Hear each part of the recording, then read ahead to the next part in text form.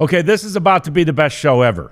And it has nothing to do with me and nothing to do with Jeff Wilson. Hey. It's got a lot to do with our guests. We've got the dynamic duo, as we have taken to calling them, and they will join us next on the DLLS Rangers Podcast.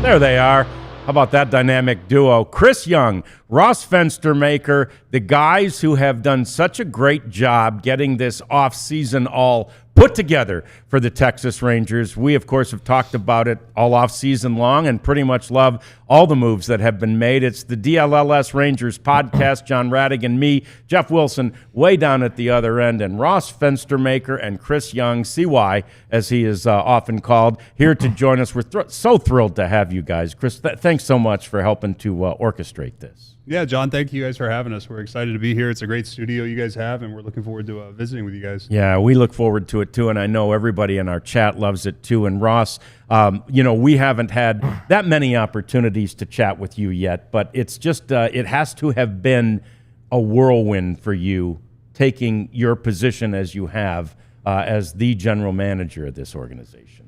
Yeah, I mean, I don't know if I would call it a whirlwind. Obviously, we've been working together for a while. It's been a change, and it's been a great experience so far. And just having the opportunity to work with CY and adjust to this new role, we've got a long-established and great working relationship. And just kind of going through the offseason together and putting this team together and handling our other duties on top of it has just been – it's been a great start to the offseason. Obviously, we're through the offseason at this point, but it's been great, with the change and the role and transition and having the opportunity to work together a lot more closely than maybe we have in the prior years. I don't want to say it's been a stress-free offseason because I saw you guys at the winter meetings and all that stuff, but it seems like the most stressful thing was the TV deal, and that doesn't really impact you guys as far as finding affiliates and all that stuff, but it just seems like everything kind of came together as good, maybe not as good as you wanted, but really damn well. Yeah, I think both on the TV side, the media side, and with the team. And, it's been great in spite of the uncertainty related to the media situation that ownership, Ray Davis, has allowed us to operate as though things were going to be able to, we would have a solution at some point. Mm-hmm. And Ray and his team have done a tremendous job of really getting the media deal in place, where I think this is a tremendously exciting opportunity for our fan base, where everybody is going to have access to our games. And I think it's a wonderful thing for our organization. I think it's going to be a fun season. We've got a great team, and it has come together very well, Jeff. So I'm very excited about it. I'm looking forward to it. But we're now we have to go out to surprise and let the hard work begin. I don't know, it just seems like you guys touched all the bases. Coaching staff, front office, player development, and players obviously for the major league team. It just, I don't know, it really seemed, I don't want to say easy, but it wasn't stressful on my end. I know that. Yeah. So thank you. Yeah. Well, no, and really what you just touched on is, I think, one of the things that makes us proud as leaders within the organization is that we are, we feel like we're functioning pretty well, that we have a great team of people. We have a great culture. We rely on each other. We depend on each other. We trust each other. We empower each other.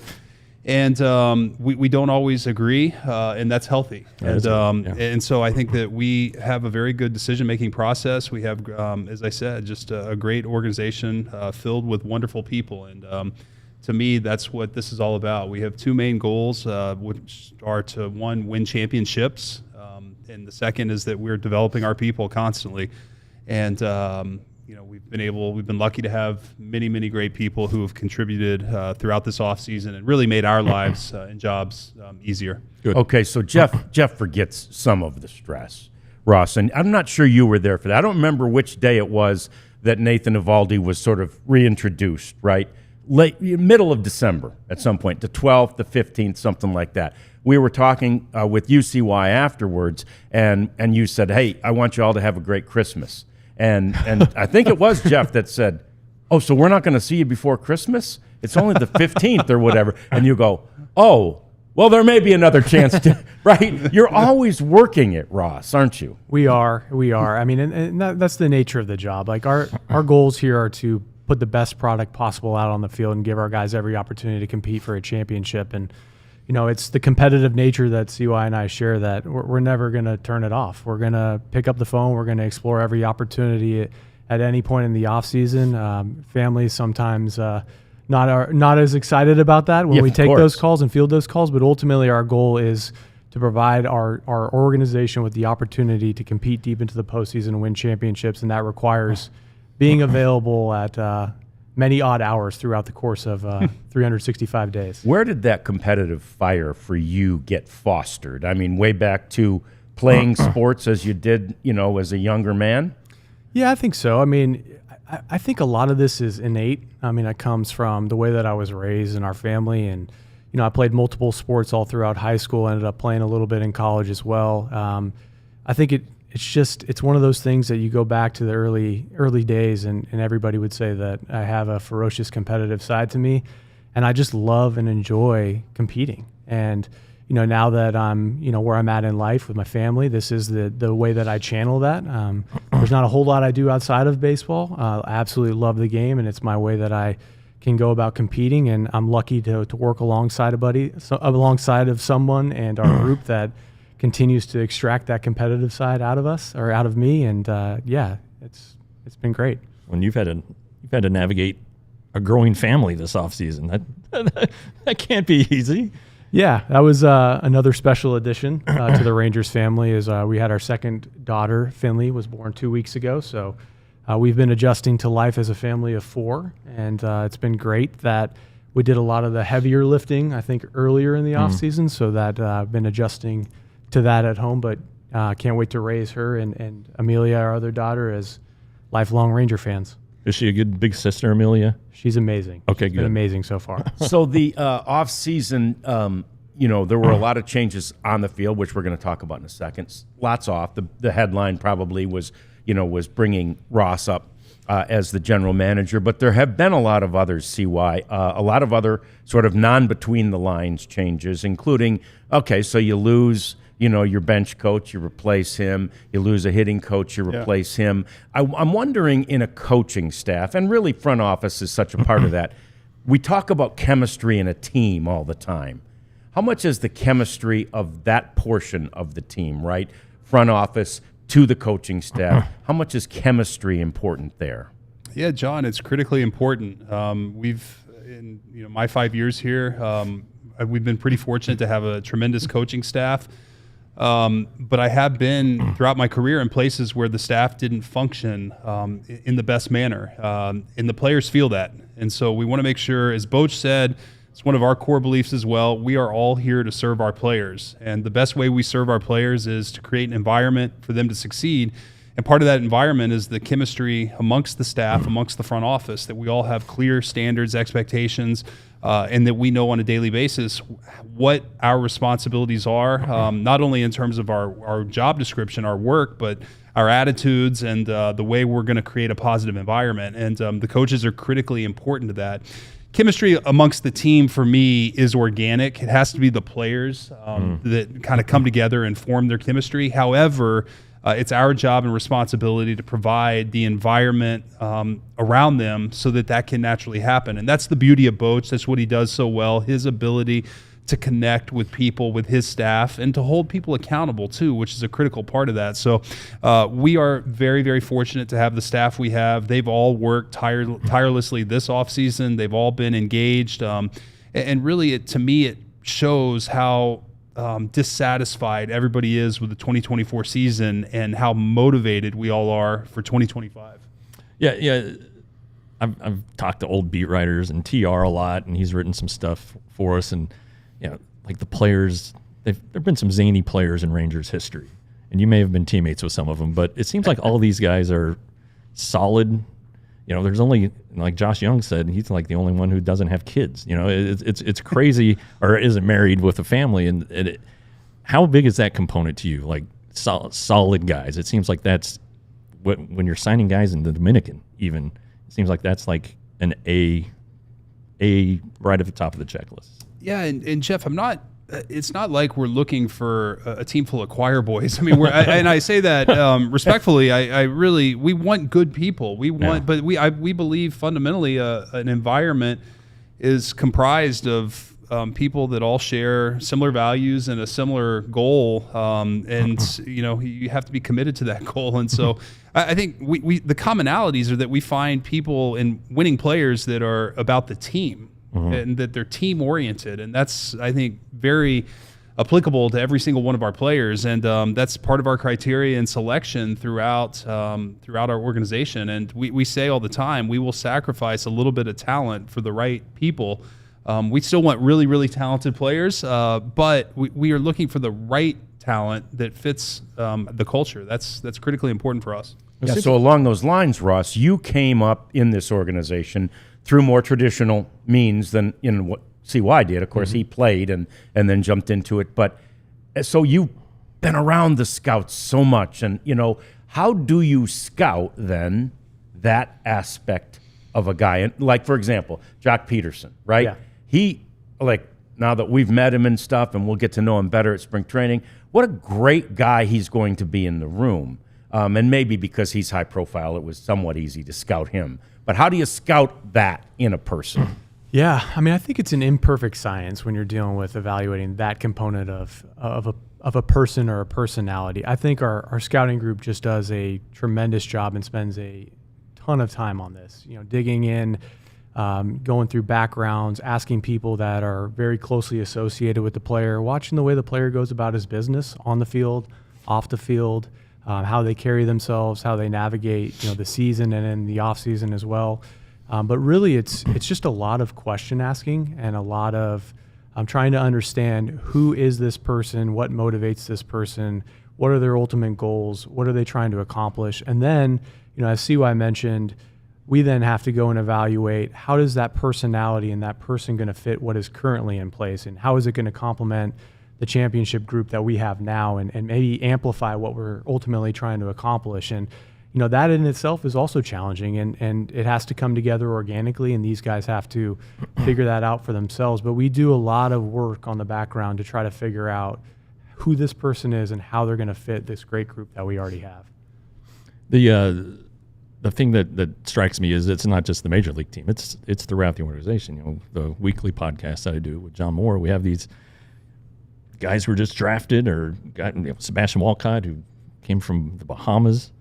They're just, it's something that very clearly you guys target, and it's very clear. And it's not just something you have to develop when you get to the major leagues. These guys have that foundation of being good kids and understanding what's expected of them right off the top. Yeah, I think it's throughout the organization in terms of the players that we evaluate and the personalities, and, you know, trying to get the right guys in the door. And, you know, a lot of that is kind of what we touched on earlier with my competitive streak. It's innate in them, and it's who they are, and our scouts identify that. But then I like to believe that our environment and our development practices help extract the best version of that out of them, and help. Not only are we, you know, invested in developing the player on field, but we're also invested in developing the person, whether that's, you know, educational curriculum that we have, mental performance, life skills, some of the things that we offer these guys. We hold a leadership camp every January in Arlington, and our goals are to help, you know, amplify who they are and extract the best version of themselves over time, and develop them to be winning players for the Texas Rangers, and great guys on top of that. So I think we invest a lot into that, but it really starts with the players and the identification process and who they are as a foundation. We're ultimately just trying to steer them towards their best version. But there's no analytics for that one, right? You know, you can look at numbers, CY, and see if a guy has, you know, ability in some ways. But this is eyeballs. You know, John, I think one of the things that we always look at are guys that consistently meet or exceed their projections or expectations. And I think when you see guys that live up to that, you start to see commonalities in their personality. And you see traits that identify kind of the winning characteristics. And I think that's something we want. We always want players that are going to overachieve versus under. And, over time, you start to understand. You can use analytics to kind of piece this together a little bit. It is something you have to really ask a lot of questions and do background work to understand the person. But you can look at performance over a period of time and understand there's something that motivates this player to be successful. All right, we're flying by so far, so we've got lots more to talk with these guys about. We'll get into some of the specific things that were done during the offseason between the lines. When we come back, it's the DLLS Rangers Podcast. Shady Rays, though, is where we go first, and, of course, I've told you a million times how much I love the Shady Rays. I just now finally filled out the return form. I had a minor problem with the Shady Rays. I told you I'm going to let you know how it goes, and I'll see if they give me a brand new pair or just replace that little piece of rubber that's coming loose on the side of the arm that holds these things on my ears. But they're great. I mean, they're durable sunglasses. I wear them every day. They're polarized. They have awesome styles. When I was just on the site, I was reminded about how many styles they have, which is, I can't even count them. So go to shadyrays.com if you would and find your favorite. I also noticed when I was on the site today they now have shirts too. So I don't want you to swipe merchandise away from us, but, go get a Shady Rays shirt too, and you can advertise them as well. Anyway, shadyrays.com. Use the code DLLS, and you would get 35% off. This is a pretty significant savings. If you go to shadyrays.com, use the code DLLS. If you're going to spring training, you definitely need Shady Rays. You do. The outfielders especially need Shady Rays. It's pretty tricky out there. But Game Time, it's our favorite app helping you get tickets to all the events in the area, whether it's sporting events, concerts, comedy shows, plays, the John went and saw a musical using Game Time. Download the Game Time app, 20% off. Use the code DLLS. I've been tracking Mavericks tickets for their return home Saturday, down to 31 up in the cheat seats. If you want to go out there and let your voices be heard, or if you want to go and support the new guys, it's not their fault they got traded. So anyway, again, download the Game Time app. $20 off the first purchase with code DLLS. It's all in pricing. You can see your view from your seat. I don't know if you can test how far your voice carries, but give it a shot because they're our friends, and it's a nice relationship we have with them, and we appreciate them sponsoring our shows. There is no doubt about that. We appreciate Chris Young and Ross Fenstermaker being with us again today. They'll be with us a couple more segments, and we'll let them go. But we want to talk about some of the players that have been acquired by the Rangers during the offseason. And one of the first, maybe the first one, was Kyle Higashioka, who told us, Ross, he felt so wanted by this organization. And I believe he used the word, but we certainly have since then, like you targeted him, right? I don't know if that's a great word. It sounds a little violent maybe, but you knew what you wanted, it seems, and you went and you went after that and you got it.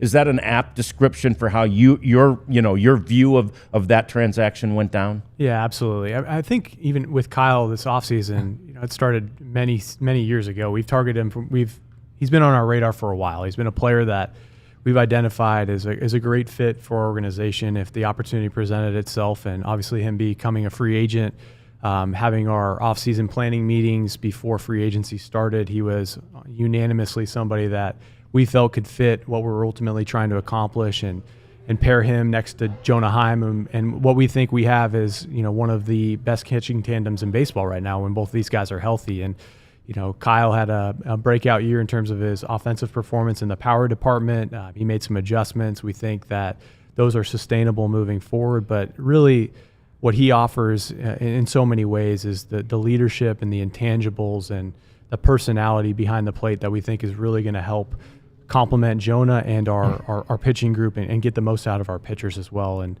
I'm just really excited to have him. And he was somebody that we spent a lot of time early on talking about how we make this happen. And this is kind of the less is more philosophy at play. Less of Jonah Heim, who worked his tail off the last 2 years, will result in better production. I think that's kind of the thinking there. Keep him rested and ready to go. Yeah, and that's really not specific to Jonah. That's with everybody, that we want to be very cognizant of the workload for each of these guys. We want to keep them fresh and to be the best versions of themselves. And the way we do that is we have a deep roster that we can give these guys a day a week or a couple days a week and still win and still not have a drop off. And I think last year that was one of the challenges, is that we got thinned out. We had injuries, and then you combine that with some of the underperformance, and we just got really thin, and we didn't have quality backup, so to speak, that would allow us to still win games when some of our mainstays either were out of the lineup or not performing up to their capabilities. So it's one of the things that we're very excited about with this year's roster. We think that specific to Jonah and Higgy behind the plate, them sharing the duties, that we're going to get the best version of both those guys. And that's really kind of true across the position player group, too. Yeah. So you check that box, right? Backup catcher, we need. Starting pitching, you needed. And you got to basically stay home. I know, that Nathan was a free agent, but he never really left, although technically I guess he did. Yeah. Yeah, and bringing back Evo was, if not our top, it was at the top of our offseason priority list. He was so important to us over the last couple of years. Obviously, no one will forever get the role he played on the 2023 World Series team. And really what you see on the field is just a small snapshot of who he is and the impact he has. I mean, he is such a winning personality, and the energy and the positivity that he exudes on a daily basis. It's infectious, and it makes everybody around him better, and creates an expectation for everybody that we're not hoping to win, we are going to win. And so bringing him back was a key priority for us. We were confident it would happen, but always recognizing when a player hits the open market that things can happen, and fortunately we were able to get him back. You guys, I don't want to say overhauled, but you made a lot of changes to the bullpen with 5 guys with big league experience who we kind of got to know a little bit in the last couple of weeks with Fan Fest and everything. First off, Robert Garcia, he's big. He's a stout fella. And it seems like Mike Bassick was on and had done some research on him. It seems like he has a certain way he likes to go about pitching. And he's young. So what attracted you guys to him when you were trading Nathaniel Lowe? Well, first of all, he's a UC Davis grad. So wow. That's important. Right. But no, Did you graduate? I believe so. I believe he has his degree. Yes, we talked did about you? That. Oh, I did. We need to check his resume. I don't know. But no, he's somebody that our scouts identified. He has a very unique story in terms of how he ended up in the major leagues, and I think we could read all about that. But some of the underlying metrics and the things that he does, we saw a lot of positive there. It's very unique angles. He's pitched in a variety of roles. He's pitched multiple innings. He's got a very good changeup that generates a lot of swing and miss. He's a strike thrower. He's competitive. He's big. He's durable. It's just somebody that our scouts and our R&D department unanimously identified as the right fit for the Rangers, and we were able to make that one work, and we were pretty excited about the return. And I think that the Jacob Webb signing was the last day of the winter meetings. So maybe it got overlooked a little bit because Eovaldi had just signed, but I talked to him at the Frisco deal caravan stop, and he was like, as soon as my agent told me the Rangers wanted me, I was like, sign me up. I mean, that's a compliment to the organization, but I mean, you guys obviously see something in him. It's changeup, right? That's his best pitch. He's got a tremendous changeup, and his ability to get left-handed hitters out. It's something that we weren't solid at last year. Our division has a lot of really good left-handed hitters, and we knew that. And having seen Jacob in the playoffs in 2023, I mean, we know how good he is. He's pitched in big moments for the Orioles and been on a winning team, a winning environment. And Jeff, just to highlight your point, I didn't know Jacob told his agent that. I'm happy he shared that with you, but it is a consistent theme that we hear amongst a lot of free agents is that they want to be here, that we are a destination, and that is really, really exciting for our franchise, that within the player community we're viewed as an organization where players want to be and that we're a winning team, and really, really happy to hear that regarding Jacob, and we hope he's going to play a big role for us. Yeah, and then another Jake. You guys lead the leagues in Jacobs. Berger. Obviously hits the fastball He's played first base and third base. You traded a Gold Glover and you're replacing him with Jake. So how do you anticipate his defense will pan out? Ross, you want to take it? Sure, yeah. I mean, it's something that he started the process last year. Very similar to the first Nate Lowe when he was here. It was a process to develop him into the Gold Glove first baseman. We think we have some of the best infield instructors in baseball, and we know that Jake is fully committed and dedicated to working on that part of his game. And we're confident that through the off-season, spring training, and into the season, he's going to continue to evolve as a defender at first base. But outside of that, what really attracted us to him was the offensive profile and the fact that he's still young and growing into kind of his peak years at this point. We think that there's even more untapped upside of somebody who's already a 30-homer bat, who can handle velocity, handle fastballs, is pretty much split, agnostic in terms of lefties versus righties. And we're just really excited about being able to insert his offensive skill set, knowing that the defense is going to improve, and also the person, the winning, personality, the type of guy that he is, having Skip Schumacher, his former manager affiliated with the organization, and Pipe Urieta, our new bench coach, who were with him in Miami, just speak to the character and the person. It really was a perfect fit for us, and we're excited about having Jake. Yeah, and I know you guys can't look at this and don't. That's not how you decide, but he's just been named as one of the most underrated players in the game on somewhere on MLB.com, and they had to list him as a third baseman because that's where he had played, I suppose, more time, and they didn't have a spot at first. In any event, the point is he's being recognized, right, by those who pay close attention to Major League Baseball for his upside potential, and he's got as many home runs in the last 2 years as Corey Seager. I mean, this guy can hit the ball out of the ballpark, and the fastball, he loves that velo. Yeah, John, he has real power. Really in Miami last year, he was hitting at the kind of the top of their lineup, and he may end up hitting the top of our lineup. Who knows? We're not going to put limits on him, but I think given the depth of our lineup, he may not be as much of a focal point for opposing teams as maybe he was in Miami. So we do think there's upside.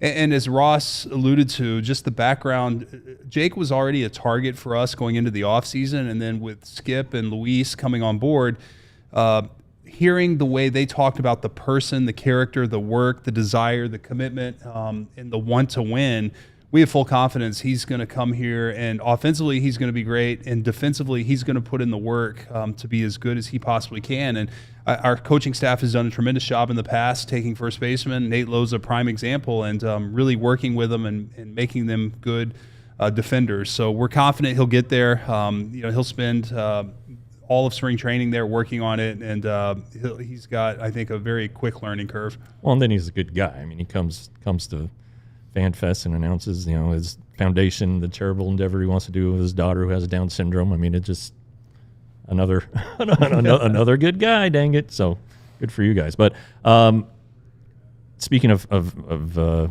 infield, Josh Jung seems to be pretty healthy.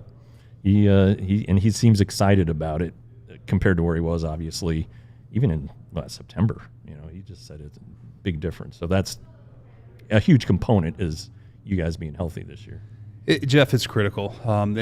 Injuries alone were not the reason we didn't win last year. Every team sustains injuries, so we can't put it solely on injuries. I mean, we didn't perform at the level that we thought we were capable in spite of the injuries. However, when you lose significant pieces of your team, and especially of your lineup, and that's what made us so great in 2023, was our offense. It was an elite lineup, I think third in baseball in runs scored that year. And one of our goals this offseason was getting back to being an elite offense. And I said this at the outset of the offseason, that the majority of those improvements were going to come internally, and not through necessarily players coming to the big leagues, but getting the best out of our own players and keeping them healthy and on the field. And we're really, really excited from a medical standpoint where we are right now. Everybody, minus Josh Spores, is full go for spring training. So we expect to have the full squad day one with no restrictions. We'll have injuries along the way. There'll be things that pop up, but going into the offseason, everybody has going into the spring training, everybody has a clean bill of health, and they've been able to have a complete offseason where they've put in the time, the training, the work,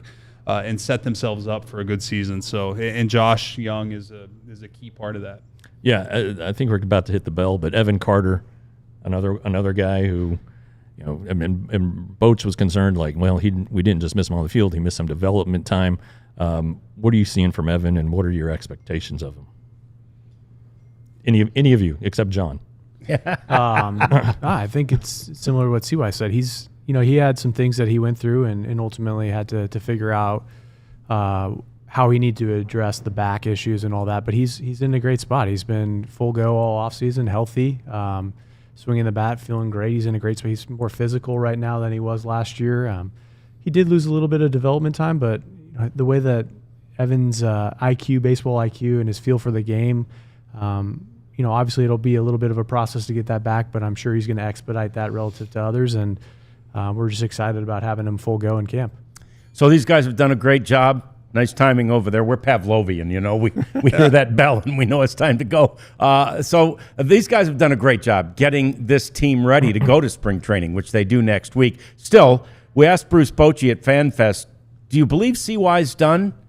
And his answer was, CY's never done. So let's see what's next from this group as we get ready for spring training next on the DLLS Rangers podcast.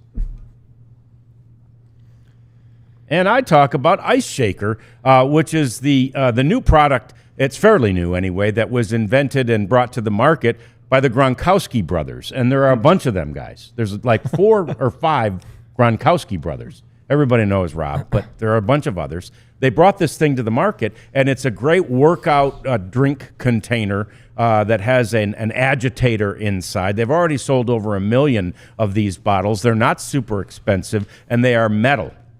Not like the plastic ones a lot of people take to the gym that ultimately begin to absorb the things that you put in them, right? These will not absorb it. And the nice thing about the agitator that's on the very top, it'll help mix your drinks, whatever drink you have in there, but it doesn't rattle like a spray paint can or whatever. So anyway, it's a great product, and you can get them decorated in your favorite team's colors as well. So go to iceshaker.com and use the code ALLCITY25 to get 25% off Ice Shaker.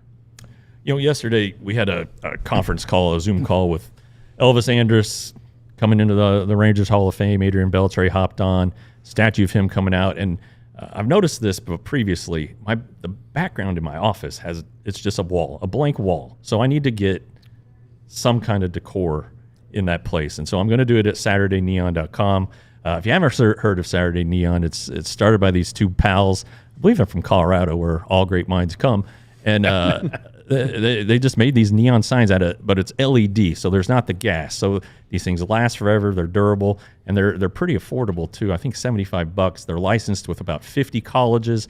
Still going to lobby for the TCU, but you can get one custom made. So I was thinking I could get a TCU Sane in purple and not violate any copyrights or anything like that. So if you go to SaturdayNeon.com and use the code DLLS, you get 10% off. Yeah, and apparently we've got to talk to him about getting a Princeton one and a UC Davis one as well. I mean, I don't know that maybe Princeton's in there. I don't know. No, I don't think so. Not yet. Not yet. They haven't Ivy League didn't make it. Yeah. Yale's pretty good over there in basketball this year. A good year. Yeah. Yeah. Princeton's not bad. So what's next is always the question, and I know we talked about it at the early part, Ross. You guys are always working it, and you have to be. And how closely, I wonder, do you personally, and of course CY, how closely are you watching every sort of even minor move that's made as we get close to spring training from other teams? I mean. Yeah, I think we're observing everything that's happening in the industry, and we're trying to figure out, like I said earlier, ways in which that we can capitalize and upgrade the club even further.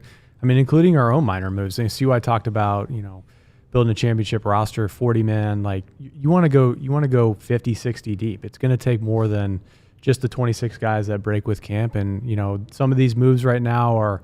Maybe they don't necessarily make headlines when they're invites to Major League spring training and guys that are going to come in and compete. And my guess is a few of them, ultimately show well and potentially make the club. And that's what we're trying to create is as much competition as possible and, as many layers as we can get into this organization to make sure that, our floor of talent is sufficient enough to carry us through a 162-game season to prepare us for for October run. And maybe a classic example of that is Matt Festa, right? Who's back with the organization now, having been, in the Cubs organization for a minute, Yeah, and Matt came to us in the second half of last season. He pitched very well for us. Had a really good second half. Somebody that we wanted to try to keep on roster through the offseason with all the moves we made. We ran out of really spots, and he was a roster casualty, not necessarily because of his performance, but mainly just the numbers. We had to make a move, and his name was the one. He went to Chicago, was put on waivers a few days ago, cleared waivers, and is elected to come back here, I think in part because of the competition and the opportunity he sees to make our pen, but also because I think the relationship. I think that he knows how he was treated here. We're thrilled to have him back. I was a little reluctant to even contact his agent, knowing that we had taken him off the roster. And, as a competitive player, that's an insult. It's saying in some ways the team doesn't believe in you. That's not the case. I mean, we believe in him. It was a roster casualty. But we're thrilled to have him back, and we love his chances to come in and have a good spring and potentially make our club. Well, Tucker Barnhart, who's coming to camp, has won 2 Gold Gloves. Nick Ahmed, who you guys just signed the other day, has been a everyday shortstop for the Diamondbacks for a long portion of his career and has played for good teams. I mean, that's to what you're speaking of, and I guess you got to have the depth that maybe you guys didn't have last year, like for a catastrophic injury or you can survive a couple injuries, but as the season goes on, you just got to have these guys. And you always talk about depth, not just pitching depth, but it's throughout the throughout the organization, throughout the field. Every position you got to have depth. Yeah, and that's one of the things that our group does a tremendous job is that, as Ross alluded to, we leave no stone unturned in terms of ways we can constantly upgrade the roster. And, John, you mentioned it earlier, did we ever really take a break? And the answer is that baseball doesn't have a dead period. There is not one day in the baseball calendar year, 365 days, where a transaction cannot take place. We are tuned in constantly. We're constantly monitoring what's going on with other clubs, constantly in contact with other clubs. We leave no stone unturned in terms of the ways to upgrade this team. And part of that, Jeff, is continuing to find the right depth options, guys that are experienced players. Our goal is to compete for a championship, and that is going to take the entire 40-man roster and beyond to be able to do that. And we want to try to bring in as many talented players as possible to help us achieve that, because we can't tell you.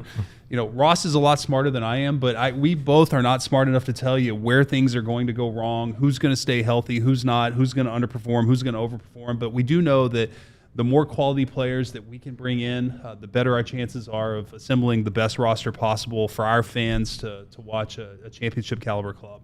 And I guess this started for me in 2016, the Rangers, I think it was like February 28th, so well into spring training, signed Ian Desmond, who had the qualifying offer attached to him. Anyway, they signed him for a good deal, and he turned out to be an all-star. It seems like more and more players are signing after camp starts. Will Smith, Robbie Grossman are examples that pop into my head.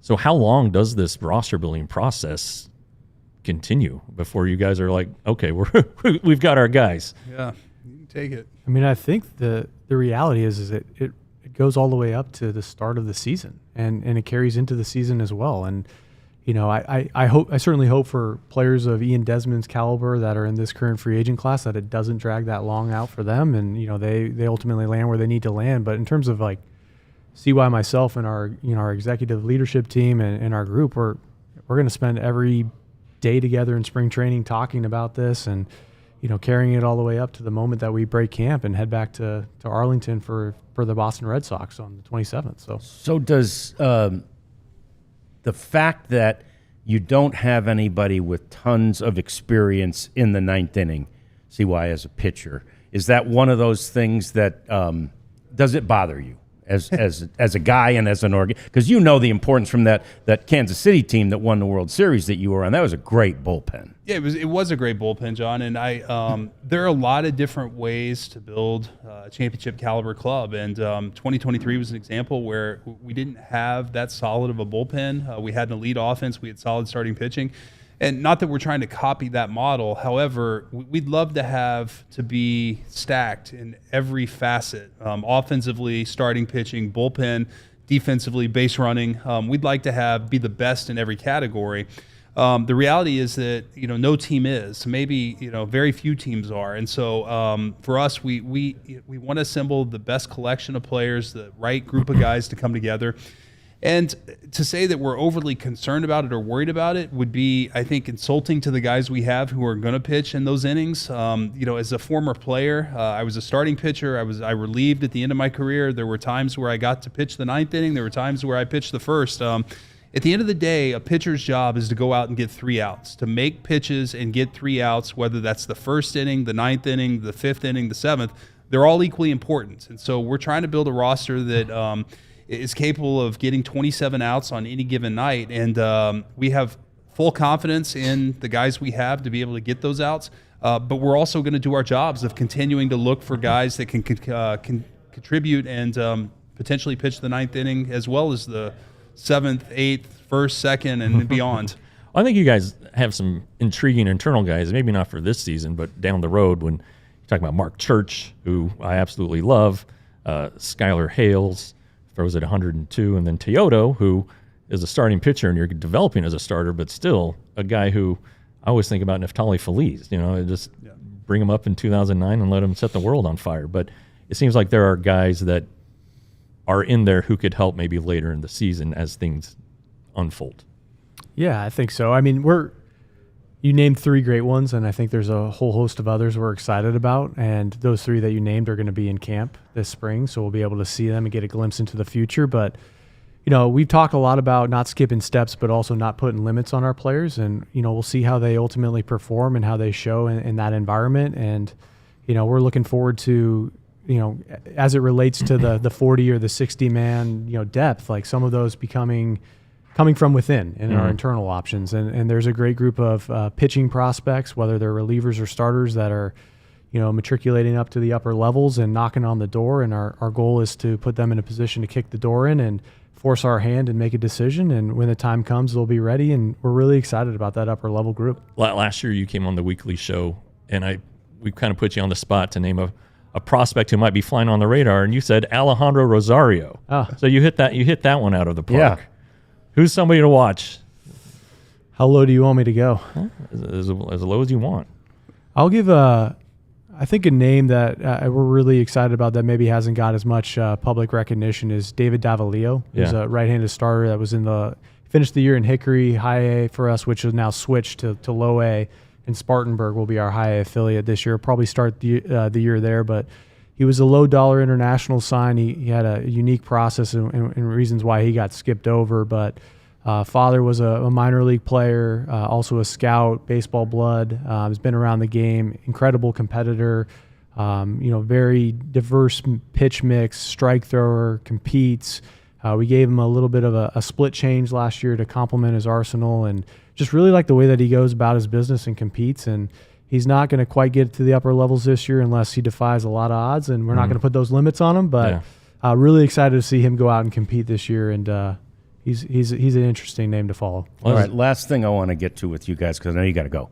As a guy who wore B on his shirt for the last 3 or 4 years, or however long Bally was the ownership group for our television broadcast, I am so thrilled that we have not heard this offseason.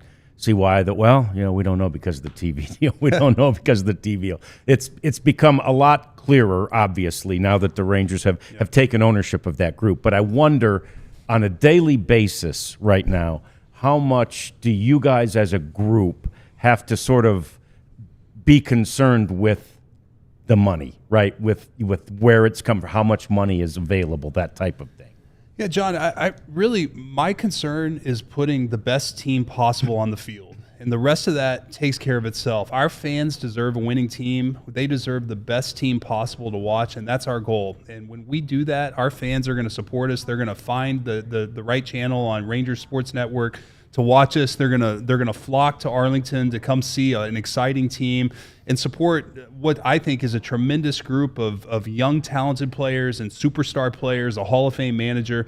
I really just believe that the arrow is up for our organization, that we have a tremendous team, group of guys, and that for our fans, that's what it's about. And so for them to all have access to our games this year, it really genuinely excites me. We haven't had that in our market a number of years, and we have our entire marketplace is going to be able to watch our games, and hopefully a lot of you guys are going to come out and watch us play in person too. But I believe this is going to be an exciting team, and for us, that's the most important piece. The money is a byproduct of having a good team, and that's the way we view it. That's the way our ownership views it, and that's the way we're going to continue to operate. If we put a winning team on the field, the rest takes care of itself. Well, Mr. Davis seemed pretty happy Wednesday at the press conference. So if he's happy, everybody's happy, right? Yeah, well, absolutely, and he should be happy. He's put in a lot of work. He's been through some stressful moments. A lot of it's beyond his control. Nobody knew what was going to happen, but he's now taken it into his own hands, and I think he should be commended to that. He's not at the mercy of anybody else. It's about us putting a winning product on the field, and when that happens, this market's going to support us because we know how much the fans love the Rangers, and we love our fans, so we're excited. It's awesome, man. We appreciate you guys so much coming in. Ross, great to see you. Great to get to know you a little better. CY, of course, always great to have you. Please, just head out now. I know you've got lunch date with the wife. You've got work to do, Ross, or maybe a baby to feed. Diaper to change. Yeah, diaper to change. So you guys go, and thank you so much for being here as I talk about what's happening on the DLLS Rangers podcast. Thanks, guys. Thank you. And what's happening is our merchandise. And our diehards, we love our diehards. We love our merch. Yeah, go play. Thank you, guys. We appreciate you very much. We love our merchandise and we love our diehards. Now, Jeff and I, this is the nice thing about our jobs these days. When we dress up, like we did today. I mean, we dressed up for our guests today, and as Jeff put in the tweet, we also cleaned up the house. But when we dress up, we just wear collared shirts, right? That's the greatest thing about our job right now is that this is dressed up for us. But as such, we don't have merch yet that is the polo. And we're working on it. We're talking to our people who do the merchandise because we want to get a DLLS polo shirt too. But we do love the T-shirts, which we wear almost every other day when we don't have to dress up. And so go to store.allcitynetwork.com and get yourself some of that great merchandise and keep going there daily because eventually you'll probably find out that we've talked them into polo shirts. Yeah, I think they're on the horizon. I really do. I always love a pullover too. Yes, sir. Not a hoodie, like a quarter zip. Yep. So, I'm sure our marketing minds are all over it up there in Denver. But to the t-shirt point, if you become a diehard for only $48 right now, you get a free t-shirt. Yeah. The t-shirts are priced at $34.99, so you're paying $13.01 basically for a t-shirt and access to the best content in the Metroplex. I know the legacy media, the legacy outlets, the Dallas Morning News, they do a great job with all of their coverage. But we're right up there with them in terms of experience and connections and all that stuff. So if you are a DFW sports fan, this is your new home, DLLS Sports. So become a diehard today at alldlls.com. Yes, so the point that Jeff's making, I think, is so good. We're basically 6 months into this thing, and the credibility for our organization so good. Our Cowboys crew is in New Orleans right now because of connections and Rich Rice, our old friend who's in the PR office, and the fact that between us, Jeff and I have covered this team for somewhere in the neighborhood of 50 years. Oof. Right? Yeah. That's how you get. I know, and most of it's mine. I know. I'm still pretty young. Yeah, I'm only at 18. Yeah, but anyway. That's how you end up with, Chris Young and Ross Fenstermaker making the trip in here, and we greatly appreciate them doing that. And again, now on our Mavs show today, and the great work they've just done with the whole Luka thing and all the other trades that happened, and the deadline's still today at 2. It's not even here yet. So anyway, all that stuff is a reflection of what we do and what we're giving to you. And by the way, we're having a hell of a good time doing it, Jeff. Yeah, we are. Yeah. And Hayden just said, wish there was time for Q&A. We thought there would be, but things always come up with Major League Baseball executives, so they needed to scoot out a little bit early. We did see your questions, though, and in our questions, we tried to answer your questions. And so the medical questions about Josh Spores, and Evan Carter and Corey Seager. hope those were all answered when he said we're great on the medical front with the exception of Josh Spores. So we appreciate it. They weren't going to – I don't think they wanted to answer any Mavs questions. So anything that had Nico Harrison in the question was intentionally avoided. But they are good guys, and they're smart. And I believe, and I know a lot of people in the league believe, that the Rangers are in a unique position because they have a former player, a really good former player who won a World Series as their general manager. It's just a difference maker. He sees things differently when it comes to clubhouse stuff and chemistry and things that the Rangers believe in. And I know a lot of analytics people don't, but when you just look at that and think about that, and then his way to connect with players and be able to say to them, hey, this is what our clubhouse is like, we think you can be a great fit. They like to hear that, and hearing it from a 13, 14-year veteran really has an impact. And so they are in a unique spot. And then they have all these smart guys like Ross and Josh Boyd. I don't want to leave anybody out. No, so many. The new additions, Skip Schumacher, Cole Figueroa. Again, I'm going to stop now because I'm leaving people out. But they are in a good position at the top. And now with the TV deal done, it seems like that fortifies their position. Yeah, and I was kind of kidding, but not really, that we just haven't heard that the TV deal is a thing or money is a thing. We haven't heard it at all. We've said it because we believe, and they have stated they'd like to stay under that threshold of the luxury tax, right? But they don't talk about that. And that's not guiding them, right? That's perhaps ultimately their barricade or their barrier. But right now what's guiding them is just getting the best players they possibly can for this team to make this team as good as they think it can be. Yeah, no, the media made a deal out of it. And we know that they didn't want to go over the CBT, 241. But Chris Young said multiple times, it doesn't mean that Ray Davis is completely 100% unwilling to do it. For the right player, I think he would.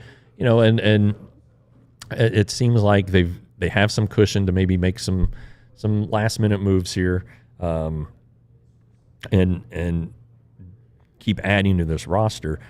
But like they said, the roster building process doesn't stop on opening day. No. It's throughout the season, whether it's somebody who gets put on waivers. The trade deadline's another opportunity to acquire talent. So there are a lot of ways to go about this, and this is the path they've chosen. They've done a ton of work. And you see it in things like Pacoda and all of these different prognosticators and formulas and things. They think the Rangers are going to be good, and a lot of the reason they had a good offseason. I know a lot of people are concerned about the closer, and you touched on that a little bit, John, and we touched about the money and injuries. They've put themselves in the position to be successful. Now it's up to the players to perform, and for luck, because injuries are a huge thing, so we'll see what happens. Spring training, guys get hurt at spring training, it just happens. So but if they can stay healthy and these guys can rebound, they're gonna be good. And don't forget one guy we didn't mention at all when they were here, Jacob deGrom. Right. Right. In theory, you're getting a full season, or as full a season as you can get from Jacob deGrom, and that's going to be just a huge difference. I believe it was on this date in 2008 that another former Rangers pitcher became the president of the club, and that was Nolan Ryan, right? And we've talked about that, when he did that, it gave a newfound credibility to the organization. Mm-hmm. I think this is something of an extension of that, right? To have Chris Young. There's just not very many teams in this day and age. Back in the day, almost every general manager was a former player. Mm-hmm. Nowadays, not that many teams have former players that's in that significant a role in their front office. So I think it's just a really good thing for the Rangers. I think it's already paid huge dividends. But then, and we haven't known Ross that well over the years. We'll get to know him better and better, but I could just hear it in his voice, Jeff, his competitiveness coming through. I mean, and that's who then, the former player especially is so attracted to, because it's like, that's how I got to be a Major League Baseball player. Yeah. That sort of competitive spirit. If you find that in a guy who, really didn't play at a high level, that's awesome. Yeah. Okay. All of these guys want to win, right? Of course. And sometimes that can work against you. I mean, sometimes you get too involved. And John Daniels used to talk about that. He would take losses too hard. Yeah. And those are things that GMs have to learn. I imagine Chris Young has to learn that too, and Ross did that to measure. But I've talked to Ross a lot on the player development side. And, these guys are never going to call out a player unless it's something pretty egregious. But you can hear what they say and how they say it, that, certain guys they are not happy with, or certain positions they're not happy with on the production front. And then, you can see how they react to it in the offseason, who they protect. In the Rule 5 draft even matters. So it is an interesting job that they have. It never stops. Baseball, an offseason is filled with these dang deadlines for the rosters and arbitration and things like that. And then you go to spring training and the work just doesn't stop, And then on top of that, the thing that we've talked about, the human element, these players they aren't robots. Well, same thing with the GMs and the scouts and, Ross, he's got a 2-week-old at home. Yeah.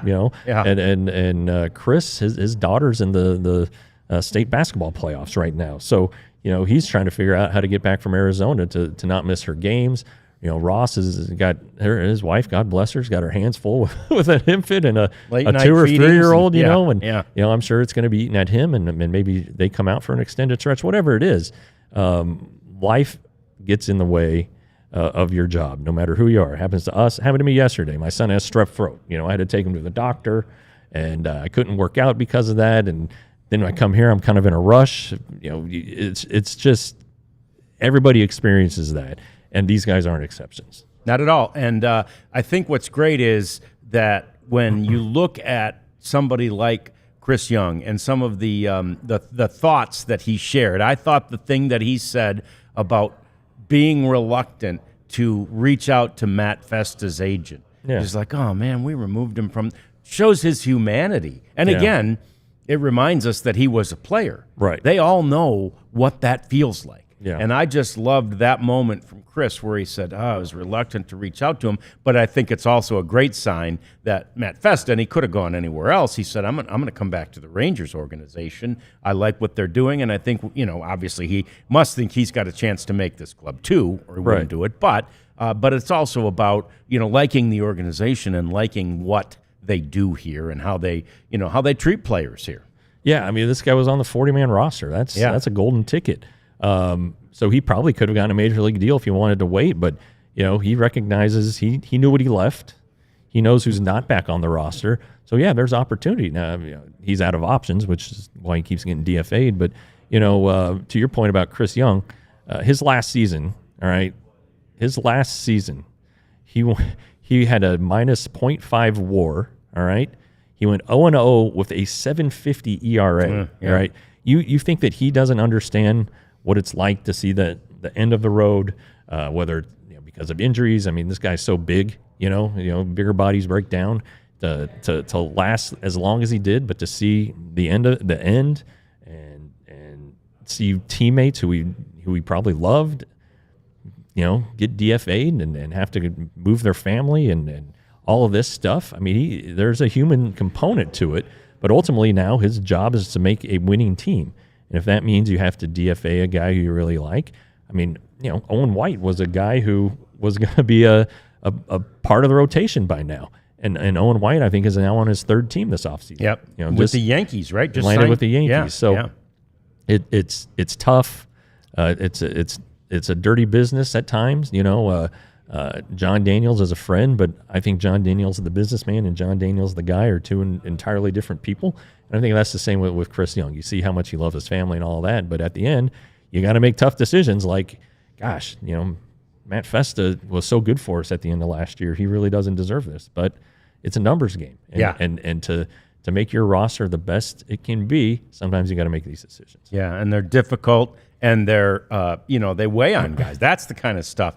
He's not worried about, as he mentioned, they're not that worried about a ninth inning guy. Somebody's going to emerge, but they worry about the emotions and the feelings and that when you get that kind of a player, when you always seek that kind of a player, you sort of know what their heart is too, right? They're looking for all that same type of guy, and they know how that hurts and how that can affect you. So anyway, really fun. Really enjoyed doing that. That was a good one. That was a good one. Yeah. Yeah. We appreciate you, and we are sorry. We hoped and thought we'd get to this fourth segment and just be peppering them with some of your questions, and they would not have minded that. It was just that they had other plans. So away they go. Away we go. We thank you for joining us a little early today, and I think we're back at noon tomorrow to close out the week, right? Well, I'm showing up at noon, whether or not that's when we are or not. We'll go on the air.